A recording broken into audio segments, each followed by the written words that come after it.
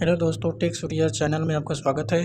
जैसे कि मैंने पिछले वीडियो में बेसिक इलेक्ट्रिसिटी का कुछ इंपॉर्टेंट क्वेश्चन करा रखा है जो ईपीपीसीएल टीजी2 के एग्ज़ाम होने वाले हैं उसमें बहुत ही इंपॉर्टेंट होगा, ठीक ना। और इसके साथ साथ जितने भी इलेक्ट्रीशियन से संबंधित एग्ज़ाम होगा सब में ये क्वेश्चन आपको देखने को मिलेगा, क्योंकि हमने पिछली बार का जितने भी ट्रेड संबंधित एग्ज़ाम हुआ है जैसे DRDO, इसरो, ईपीपीसीएल टीजी2 इत्यादि एग्ज़ाम के पेपर को सॉल्व किया है और एनालिसिस किया है, तो मैक्सिमम क्वेश्चन आपको इस चैप्टर से देखने को मिलेगा। हालांकि जैसे मैंने पिछले वीडियो में कल बेसिक इलेक्ट्रिसिटी के कुछ क्वेश्चन कराए हैं जो इस प्रकार हैं और शेष बचा क्वेश्चन हम आज कराएंगे। जैसे कल हमने कराया था कि इलेक्ट्रिक फील्ड इंटेंसिटी यानी वैद्युत क्षेत्र की तीव्रता क्या होता है, हम थ्योरी के माध्यम से बहुत ही अच्छे तरीके से समझाने की कोशिश करेंगे, क्योंकि टीपीपीसीएल टीजी2 या कोई भी ट्रेड संबंधित एग्जाम हो सब में आपको थ्योरी से रिलेट करके क्वेश्चन पूछता है, ठीक ना। तो एकांक आवेश पर लगने वाला वैद्युत बल वैद्युत क्षेत्र तीव्रता कहलाती है, ठीक ना। इसे ई से प्रदर्शित करते हैं, ठीक है। इस पर आप देख रहे हैं जो E बराबर F/Q, जो E है इसके ऊपर एरो आपको क्या कर रहा है, दिख रहा है, ठीक ना। एरो जो दिख रहा है या क्या प्रदर्शित करता है कि यह वेक्टर क्वांटिटी का या सदिश राशि को प्रदर्शित करता है, ठीक ना। इसका मात्रक क्या होता है, न्यूटन प्रति कूलम या वोल्ट मीटर होता है, ठीक है। कुछ इसमें स्पेशल नोट है, जैसे किसी खोखले चालक के भीतर वैद्युत क्षेत्र की तीव्रता 0 होती है। ये बहुत ही इंपॉर्टेंट है, ये ईपीपीसीएल टीजी2 में 2021 में पूछा है, ठीक ना। ये ईपीपीसीएल टीजी2 हम अपने मन से नहीं लिखते हैं, क्योंकि ये हमने गेस किया है, ठीक ना। इसके अनुसार आपको पिछले पेपर साल में इससे रिलेटेड क्वेश्चन बहुत मिलेंगे, ठीक ना। अब अगला पॉइंट है खोखले चालक के लिए वैद्युत क्षेत्र की तीव्रता। इससे आपको कभी कभी फार्मूला पूछ लेता है, फार्मूला के साथ आपको न्यूमेरिकल भी पूछ लेता है, ठीक ना। तो क्या होता है, E बराबर 1/4 pi epsilon 0 epsilon ER Q/r² होता है, ठीक ना। यानी ये किसी माध्यम में आपका क्या हो, दिया हो और हवा में, तभी आपका ये फार्मूला काम करेगा। इसका मात्रक क्या होता है, न्यूटन प्रति कूलम, ठीक ना। आगे बढ़ते हैं, जैसे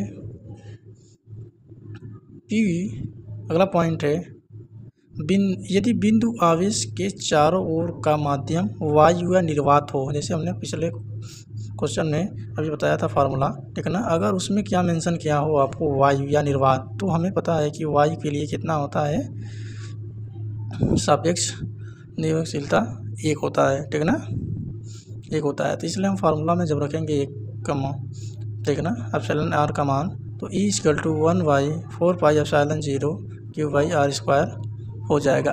ये भी आपको ईपीपीसीएल टीजी2 2021 वाले पेपर में मिलेगा, ठीक ना।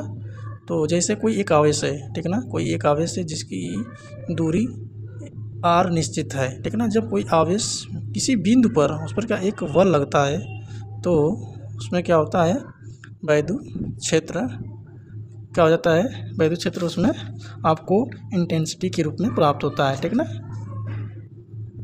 ठीक है। आगे इम्पोर्टेंट है विद्युत फ्लक्स घनत्व, ठीक है। जैसे चुंबकीय परिपथ में पढ़े होंगे चुंबकीय फ्लक्स घनत्व, उसी प्रकार इलेक्ट्रिकल सर्किट में भी आपको विद्युत फ्लक्स घनत्व देखने को मिलेगा, ठीक ना।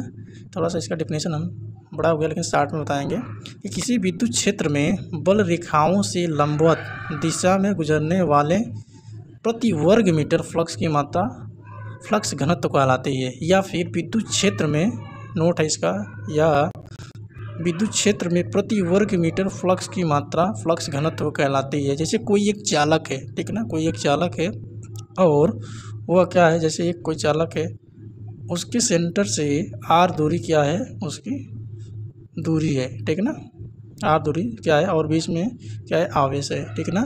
तो इस चालक का जो क्षेत्रफल होता है और इसमें कितना आवेश फ्लो कर रहा है के अनुपात को हम क्या बोलेंगे, विद्युत फ्लक्स घनत्व बोलेंगे, ठीक ना। इसको D से डिनोट करते हैं, इससे D से डिनोट करते हैं, तो D = Q/A कूलम प्रति मीटर स्क्वायर, ठीक है ना, इसका मात्रक होता है, ठीक है। वेरी वेरी इंपॉर्टेंट ये क्वेश्चन भी पूछ रखा है कि वैद्युत द्विध्रुव यानी इलेक्ट्रिक डाइपोल क्या होता है, दो समान परिमाण तथा विपरीत प्रकृति के बिंदु आवेशों को पास रखने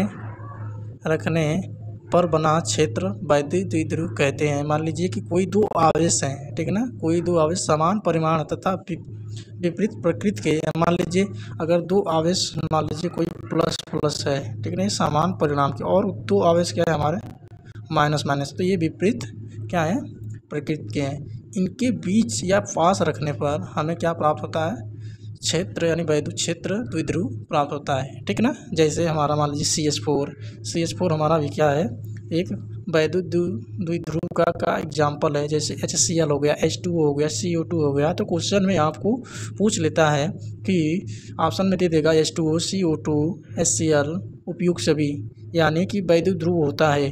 तो आपको जब पता रहेगा कि दो समान परिमाण तथा विपरीत प्रकृति के बिंदु आवेशों को पास रखने पर बना क्षेत्र हमारा द्विध्रुव होता है ना।